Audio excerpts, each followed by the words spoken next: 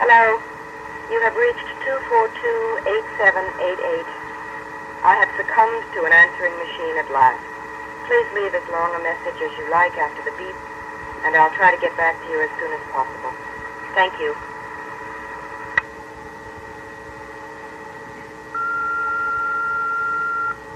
This is J. Allen Sample in San Diego again, and I will try back later in the week.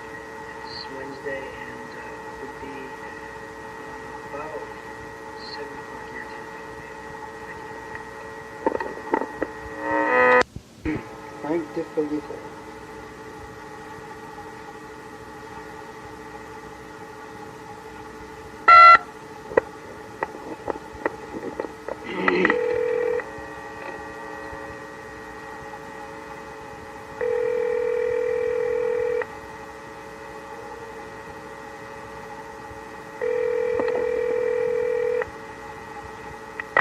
Hello? Yes, Mr. De Felitta, please? Yes, please hold on. Thank you.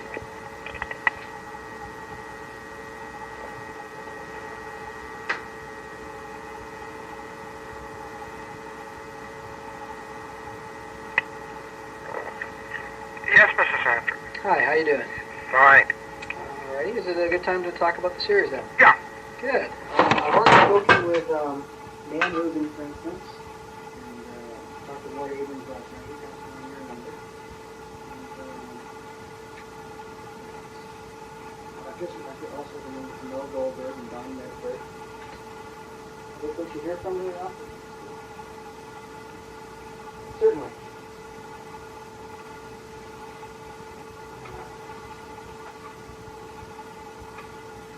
You're doing very well. In fact, I can pass on a number if you like.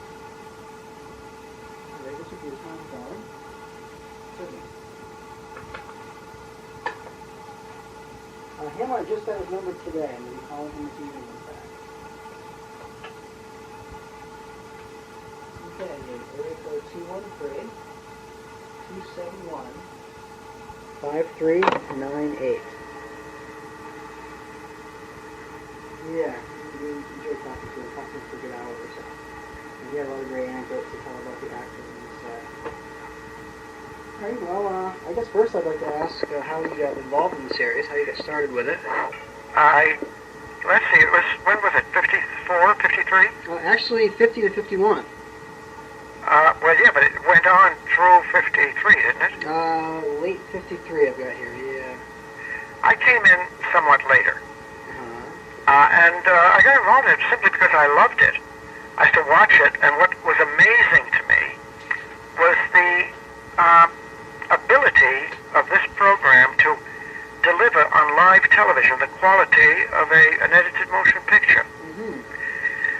At the time, I was interested in film, and television was simply a stepping stone to film for me, and at least that's what I wished it to be.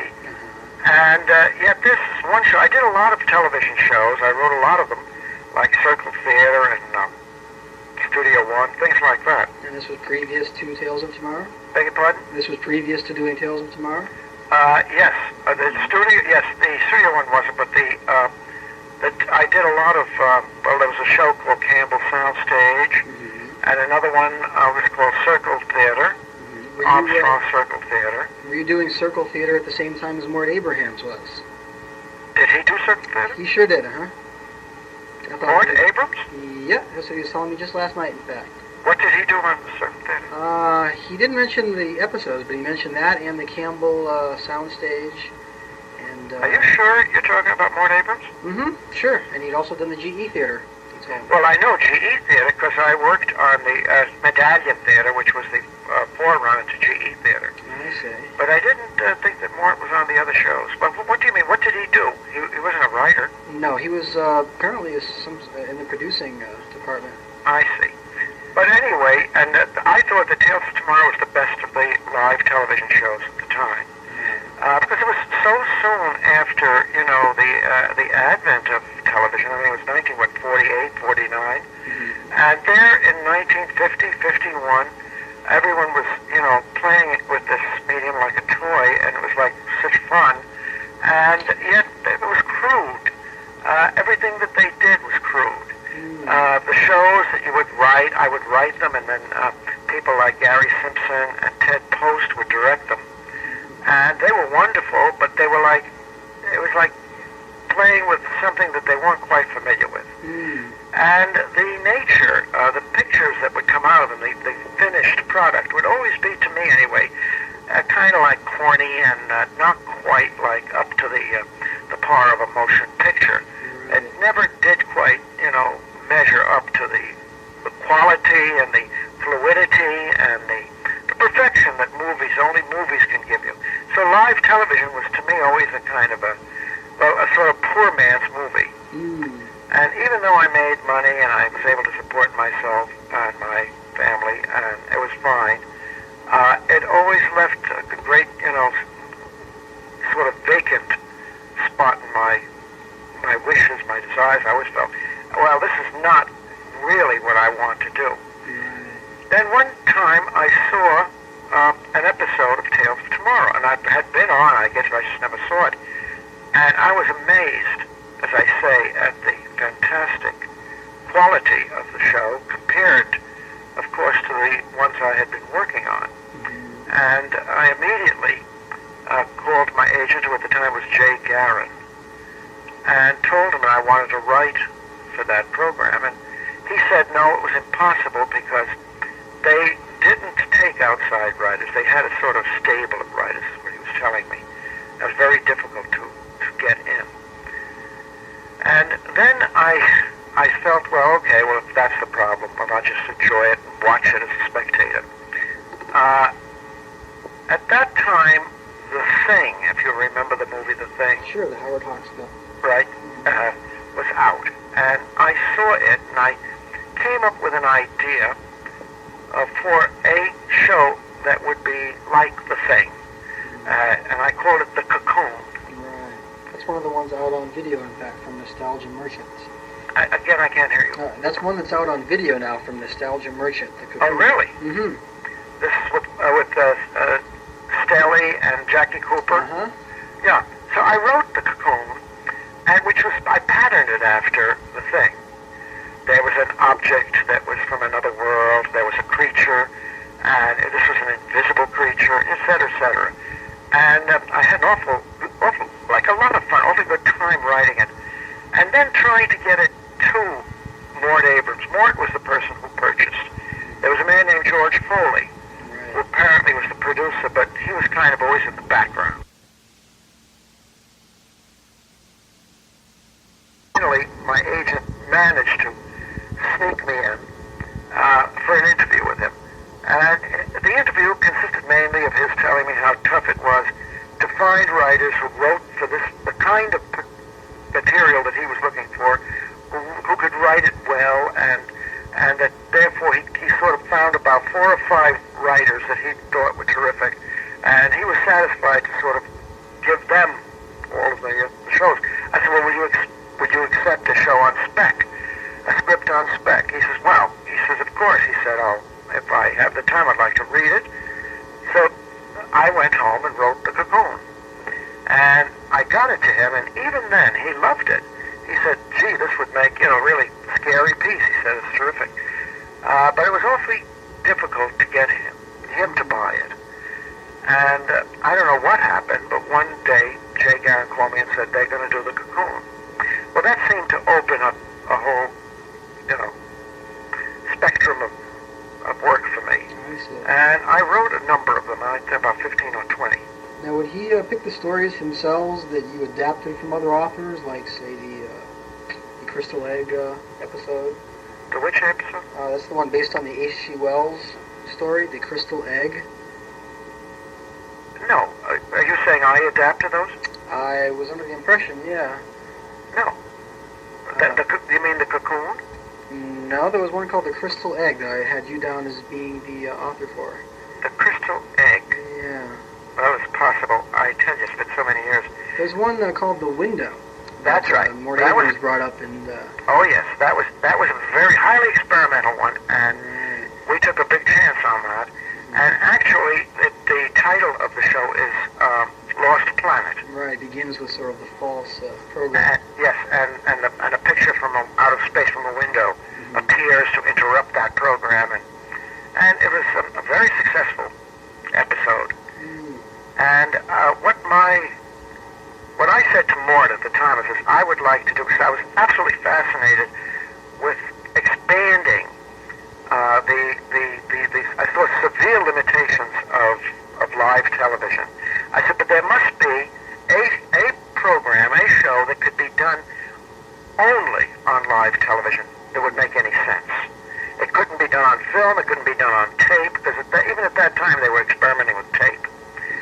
And so I wrote The Window, which is I think the one dramatic program that couldn't be done in any other medium successful. Sure. Because it depends on the immediacy of something happening right then, you know? And it was, as I say, a successful program. Don Medford directed. He directed all of my stories. As a marvelous director. Just tops. And it's so exciting. If you could have been in that, with the control room to see him work, the man was like, he was like a conductor, jumping up and down, screaming, take one, take four, take one, take three. Like, absolutely the most exciting. And, your pulse is racing and your heart is pounding because you know that this is going on out over the airwaves now.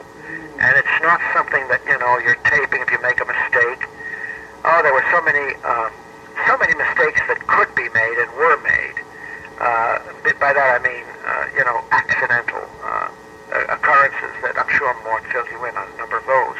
Sure, he did in fact, of like a gun falling out of the holster, and there's one great one he told about Leslie Nielsen having to strangle Robert Keith to death.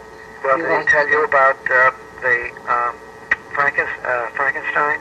We talked a little bit about that, but he sort of begged off because, Lon Chaney Jr. being dead and such, he didn't really want to say anything that would reflect badly. It wouldn't reflect badly on him. It's just that it was so complex. He didn't say anything to you about that? Not really, no. Well, there was nothing really bad about it. It's just that the confusion was whether it was a dress rehearsal or on air. That's what I understand, yeah, that Lon Chaney Jr. later claimed that he thought it was a rehearsal, and that was why he was, picking up the chair and putting it down.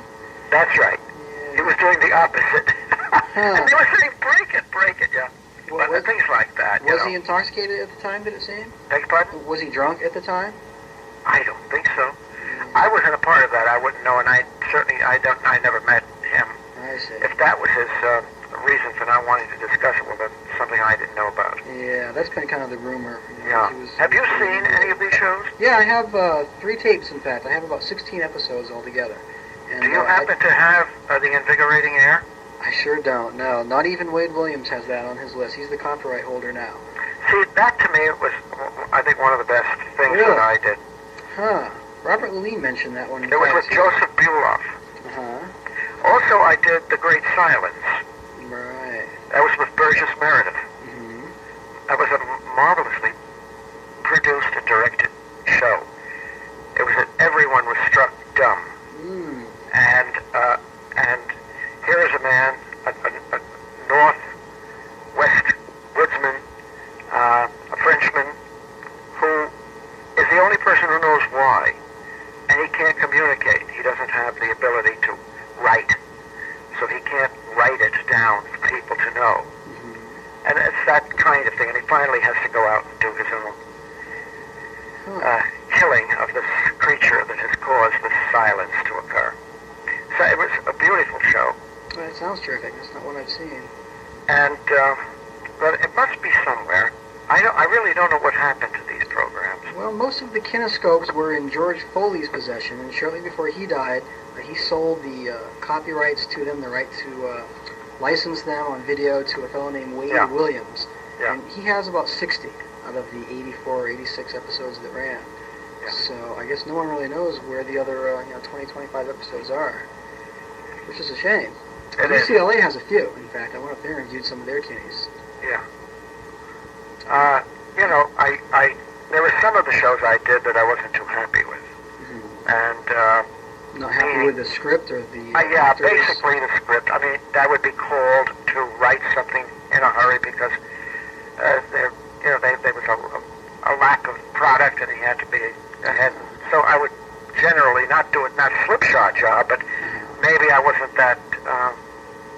involved with the story itself. I'm not a writer who like just crank it out, Yeah. I have to love the story, and I loved the stories, many of them that I wrote for Tales of Tomorrow. Did you rewrite other scripts at all? Last minute rewrites of other people's? No. Not at all. No, I never did. I don't know if Man Rubin did, but I was never asked to. Mm-hmm. I'm trying to think of some other things that I could tell you. It was, as I say, it was a remarkable program. Some years ago, Morton and I went to a seminar somewhere, and we showed the window. Mm-hmm. And it was amazing how it stood up. Now, I understand that the police actually came onto the set right after it went off the air, convinced that there was some sort of murder that was going to be happening. Yeah, absolutely. That actually happened, huh? Oh, yeah, absolutely. It is real convincing. And I guess Moore told you that we had to use 3 actors that were not known. Right, he said that they had to, Rod Steiger at the time was just starting out. Right, But and that was Rod's had to first. disguise Frank Maxwell a little bit with...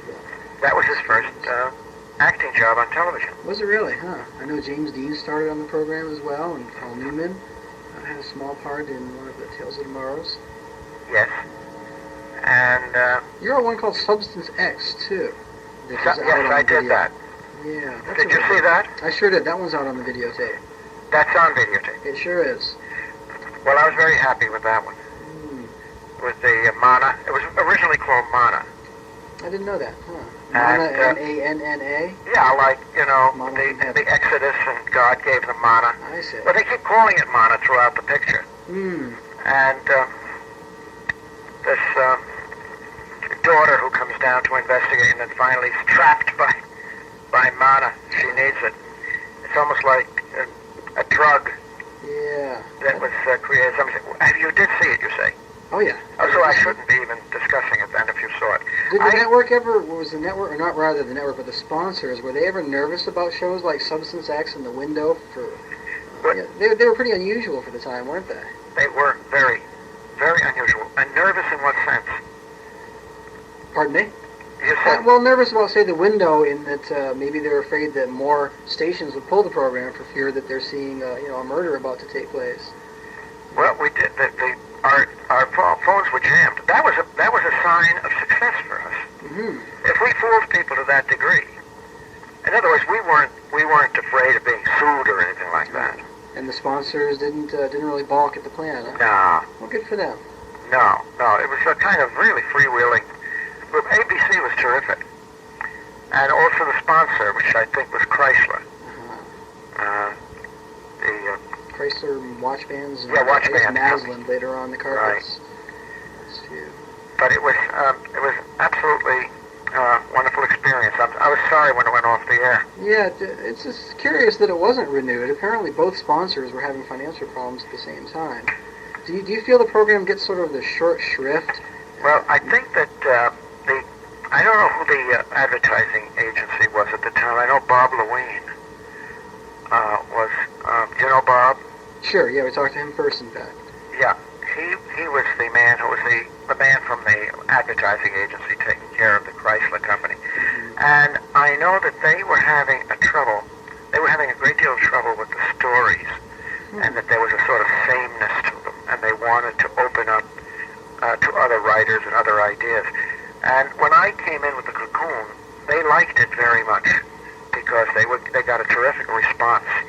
The rating actually increased afterwards. And that night it got a good rating, better than the week before. And they were telling me things like this.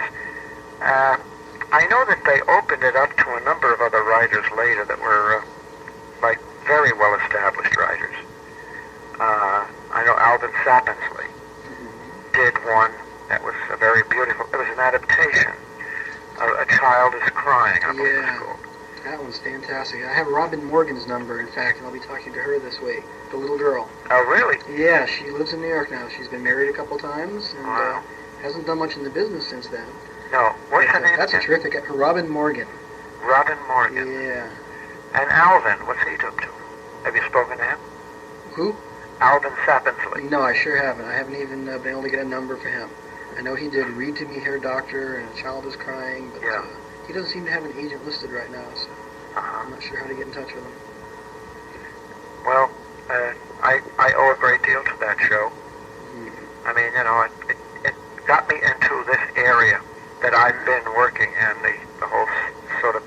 Now, you've mainly done films since, like ZPG. You wrote Audrey Rose, too, didn't you? Yes, I did. I did the picture. I produced the movie, too. ZPG, I take very little credit for. I didn't have anything really to do with what... Did you ever see it? No, I sure haven't. Well, it was a very bad job of a very wonderful script that I collaborated on with Max Ehrlich. Very bad job done by a tyro director who really shouldn't have been given the job. And it was unfortunate because it was the waste of, I thought, wonderful material. And I couldn't believe what he did with it. And that's sometimes, see, writers are so vulnerable. Their work is at the mercy of directors who can ride roughshod over a script and change whatever they want. And that's the way it is in movies. But I did have a good experience with Audrey Rose. Bob Wise directed it, did a wonderful job. So on Tales of Tomorrow, with Don Medford directing most of your scripts, That's right. You didn't have many problems on that, I take it. No, he was terrific. A really fine camera director. And good with actors. Really great. And Mort was a great producer, is a great producer. He's still working. I always thought, you know, he was really one of the top. You know, he did Planet of the Apes. Sure. And, which of course you know, and it's a tremendous record. And, you know, we go on. I did The Entity, you know. No, I didn't know that. Yeah. And I did the book and then the screenplay, and unfortunately, I didn't direct it. I should have, but Sidney Fury directed it. And it was responsible for the, let's say, the renaissance, the reemergence of Barbara Hershey. She did a great job in it. So are you a fan of science fiction themes? Oh, I am. And yeah, the so-called horror genre. Yes, I love it. And I say that I hadn't been until Tales of Tomorrow. Really? Interesting. Which really got me involved in the, what do you call them, tales of extraordinary imagination, tales of, you know, that really press the limits of the conventional. Did you try to write for later series, like Twilight Zone or Outer Limits? No, but I must say that when I finished, when Tales of Tomorrow was over, there were a number of stories that I had submitted that were sort of thumbnails. I don't know how it happened, but Rod Serling used every one of them. No kidding, huh? I don't know how. I don't know how he got them, but there were stories I'd say, oh my God, this is... I must say that when I finished, when Tales of Tomorrow was over, there were a number of stories that I had submitted that were sort of thumbnails. I don't know how it happened, but Rod Serling used every one of them. No kidding, huh? I don't know how. I don't know how he got them, but there were stories I'd say, oh my God, this is the story that I was going to do on Tales of Tomorrow. Like which ones in particular? Okay. There was one I did called Natural Habitat, about a family that is living, seeming a very ordinary life. They're in a kitchen, they're eating, their mother's getting the kids ready for school, all very domestic and extremely ordinary, until you start to realize, through their very nervous reactions to things, that all is not quite what it should be. Sounds a little like that. It's a Good Life. Yeah, and what it turns out to be is that they're on display.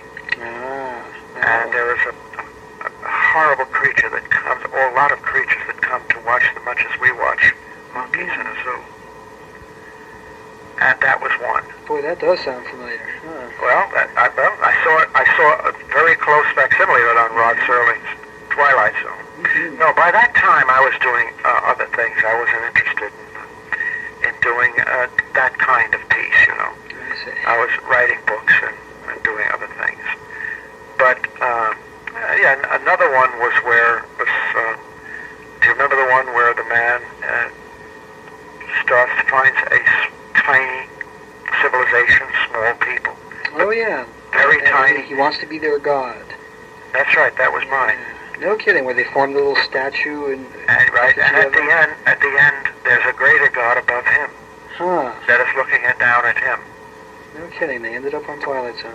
Well, look, I don't think that that's worthy of printing, but I mean, don't quote me on any of this, but I say that did happen. There's a lot more too, and I don't know, maybe Rod must have looked around, rated or what have it. I don't know what he did.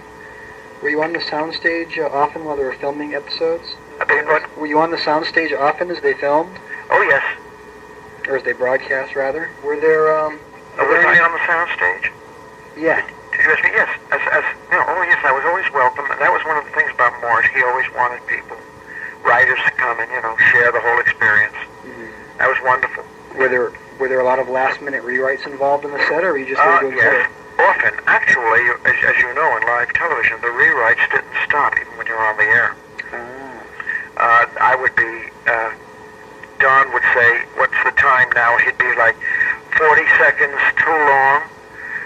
Somewhere down the line, I would say, "Okay, cut. We'll cut the speech that he has, so we have to get that to the stage manager, who has to then give it to the actor. Do not make the speech to you. Do not make the phone call. That kind of thing. Huh. Otherwise, we wouldn't come in on time. I mean, there was absolutely no way that we could overshoot. Huh. And that happened often. Well, in my later experiences, I then went on to do an informational program called Adventure on CBS. And that would happen every week, to where we would have, it was a little more relaxed. It wasn't quite Tales of Tomorrow, but we were cutting on air. Huh. And, because one is never certain about how a picture will pace. And sometimes it lags. Sometimes it goes too fast, and then we have to stretch it. Like, tell him to take his time on the speech. Don't rush it. So this is kind of nerve-wracking. I mean, I don't know how we all didn't die of heart attacks. Once a week, this would happen. It was really frightening. But, it was where it was, and it was wonderful. And it's an experience I wouldn't have given up for anything. Oh, great. Well, that's really all I had. Gotten everything else I need for the most part to put it together. Would you like me to forward a copy to you of the article when it's published? I'd love to get it. I live in California, and we have an apartment here in New York where we're currently, but yes, by all means. All right. And do you have my address? I sure don't. No, let me get that from you. Okay. All righty, go ahead.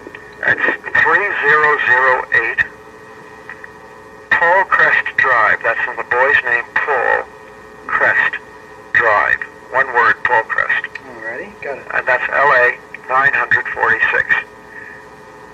946. Right, and you live in San Diego? San Diego, Ramona, actually, a little north of San Diego. Oh, terrific. It's a lovely place down there. Yeah, thank you. Okay. Well, thank you for your help. It's been, we're grateful. It's really fresh. Well, thank you very much. And I'll be looking forward to reading the article. Alright, thanks for your time. Bye-bye. Bye-bye.